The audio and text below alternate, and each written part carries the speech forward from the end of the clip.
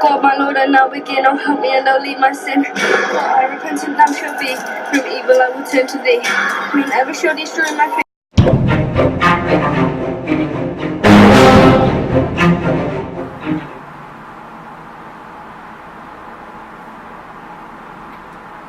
This is witchcraft.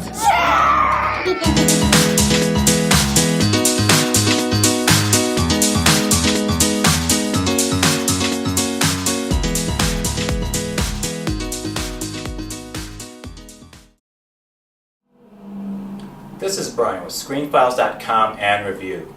What I'm looking at today is David Edgar's The Witch. And this weekend I had a choice. Was I going to watch Interstellar, Chris Nolan, or The Witch, which just turned up on Netflix?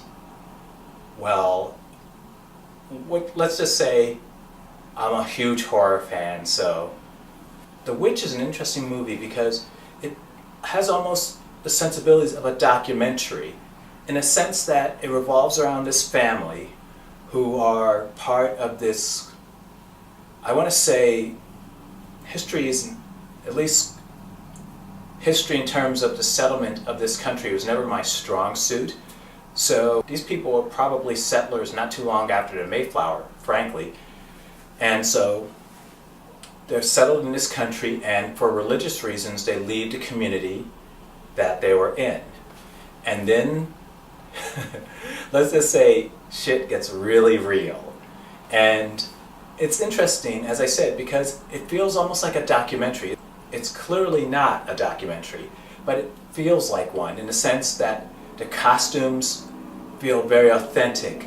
The accents, which are mainly British, because these people were settlers from Britain, it feels real. And so,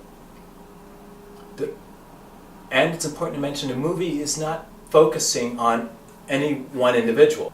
The movie revolves around that family, but there are no good guys in the traditional sense of the word. For instance, if you look at the Conjuring movies, to just bring up an example, they tended to revolve around a family, and that family is clearly the good guys. They're the ones who are being put upon by these entities, and we're made to empathize with them. Not really the case with The Witch. There's a family who's also put upon by entities and supernatural manifestations, but at the same time, they're not very empathetic as people. As I said before, it's like a documentary, and it aims to get the history of these people as when they first came to this country accurately. As a result, they're not people you necessarily root for.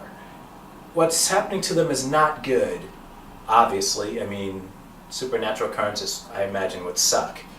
But you don't necessarily root for them either. You seek to understand what's happening. You become somewhat uneasy with the atmosphere that this family is enveloped in, but you don't necessarily root for them, which I think is interesting, and it's a pretty bold move. But considering that this movie came from A24, which is the same studio that released Hereditary, it's not shocking that they would do something as bold. Well, this came before Hereditary, but it's just the idea that it's very bold, it's very unusual in terms of the decisions it makes, and it's creepy. But again, though, since you can't necessarily empathize with the characters, it's less effective as it perhaps could be otherwise. That being said, The Witch is effective. I would actually consider it less of a horror movie than more of like a thriller. As again, you have the supernatural aspects, they're definitely there, and there is a witch. There is weird shit happening in the woods.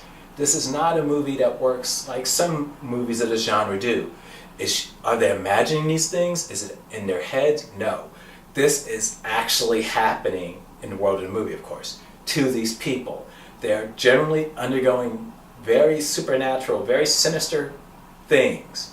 So, with that aspect removed, it's still kind of chilling, but it's not, again, it's not a horror movie per se, which is interesting as well. This is Brian from ScreenFiles.com in review looking at The Witch. Peace.